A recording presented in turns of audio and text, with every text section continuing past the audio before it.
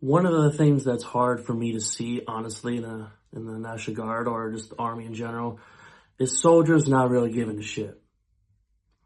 They stay the rank as specialist for years, and I mean like years. The longest that I've seen a soldier that they told me that they stay as a specialist is about 14 years. And I think that's ridiculous that they just stay in that spot because they feel like they're too comfortable, or they might not know how to get promoted to the next step, or they maybe not feel like they're ready. The Army regulations spells out how to get promoted on each step. It even spells out what your job is. It's that simple. To get promoted as specialist, from specialist to sergeant, you need time and grade of 12 months and being an E5 slot or a sergeant slot. That is it. You need to go to BLC or anything like that. But one of the things is you have to pass PT test, or whatever the PT test is. There's a new AFT, which is Army Fitness Test, coming out in June 1st of 2025. So the ACFT, the APFT, that's been gone 4 or 5 years ago. None of those PTs matters. It's going to be the AFT now. And as long as you're passing height and weight, and I get it. The passing height and weight, I'm struggling with it. I'm trying to do the stuff I can, like drinking more water, trying to eat more healthier, and actually be going out morning runs like I did today. I hate running, but it's one of the things in the Army that you just gotta learn to do. At least we get more lenient time, because of the APFT, it's less than 16 minutes. Now I have 22 minutes, which I can almost walk that. It's insane. But to get promoted to E4 or any of the promotion process, it goes through the EPS list, which qualifies of the best qualifying soldier of your points that's on your IPSA. So your schools, such as your college, your PT score, your rifle scores, any other military schools you ever went to or do online, that all counts for your promotion system. So if you don't do any of those stuff for some reason, you don't go to college, and like for me, I didn't go to college. I'm a college dropout. So none of the points or anything matters. So I'm on a low spectrum on actually those points. But another way you can get promoted is a thing for the National Guard is the open vacancy list. So the open vacancy list, it's you put in National Guard, whatever state you're in, open vacancy list.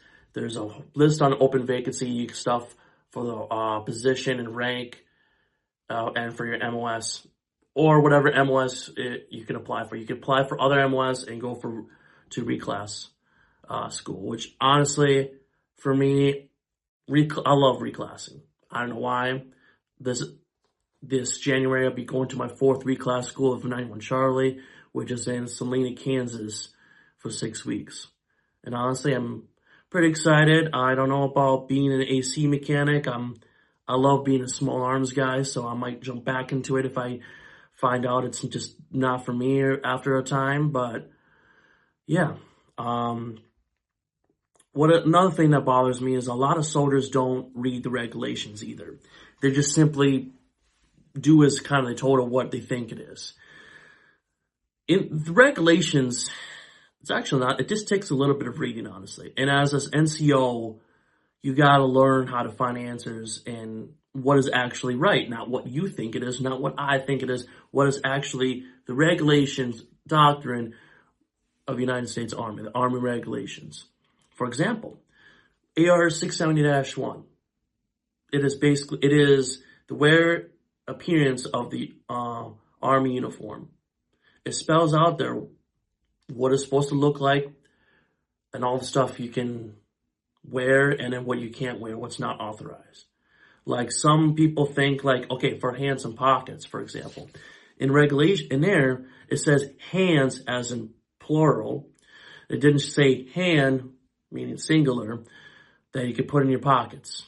So honestly, if you really want to argue with it, which I don't know why you would do it or anything, you can actually have one hand in a pocket, one hand out, so you can, like, when you need to warm up and you don't have gloves, in regulation you can. It only specifies as plural, and you have two, so you can't put both of them in there. You could put one in there, and it could be a solid argument. Another thing is, like, wearing uniform correctly. Yes, I've seen soldiers that's been in for 3, 4+ years, and for some reason they still don't read it correctly, like they have and went through basic training, which is it's honestly embarrassing. But anyways, so I'll just leave it as that. But honestly, just read the regulations. It's really not that hard.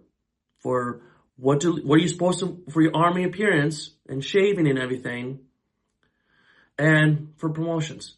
People stay at the same rank for years. And I said, oh, you should be each rank for 3, 4, 5 years. No. Even for E5 to E6, it's only 18 months at minimum, but you got to complete BLC. And then from E6 to E7, you have to be 3 years time and grade. It's just, and you get incomplete ALC. So it's just frustrating seeing soldiers that have been in for so long, and then they get drifted into the system. Yes, the system has problems and everything, but it doesn't take long to read the regulations and go out to be so that you can be all you can be in the Army. In the Army, in our National Guard, or any of the military services, it's a very strange employer. You can't really get fired or anything of it, but obviously you can get in trouble or anything. But it comes to the point where you can recover from your actions and actually do better for yourself and everything. So another thing I want to talk about is time management. Time is very valuable. We all get 160 hours per week, and we sleep rough around, well, other people might be a little different and stuff. You sleep about 8 hours a day, which is 56 hours a week. You work about 40 hours a week. So honestly, if you do the math, 168 minus 56 minus 40, you have 72 hours. You have 72 hours of free time and opportunities to live your life to the fullest.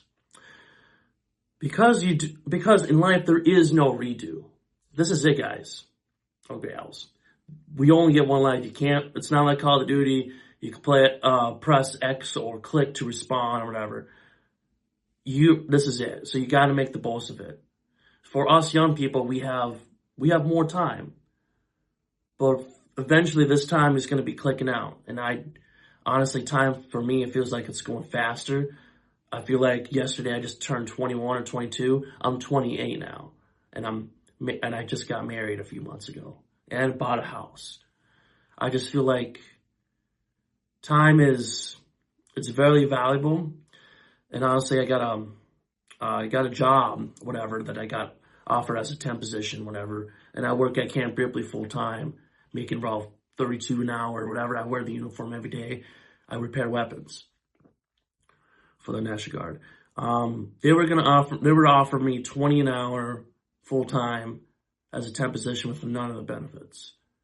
And I was like, I have to decline because my time is very, very valuable. And I don't want to settle for less and struggle a lot more just to get by and everything.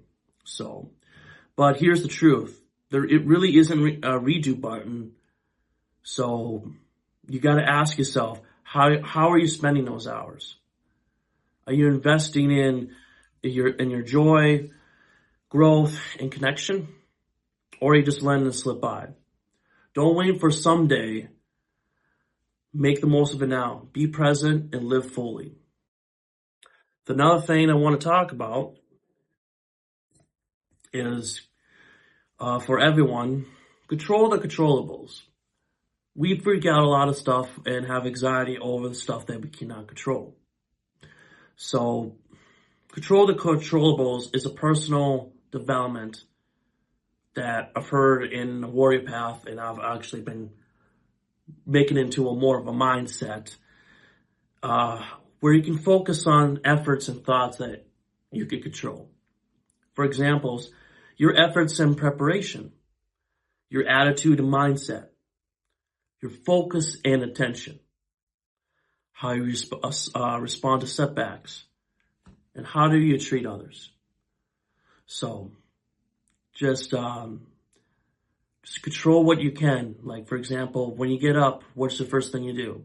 You should get dressed, make your bed. A lot of us don't make our bed, and honestly, I'm guilty of that as also. And also get something to eat or get coffee or whatever. So getting up, that's 1 win. Making your bed, 2 wins. Letting the dogs out, like for me, I have dogs. That's 3 wins.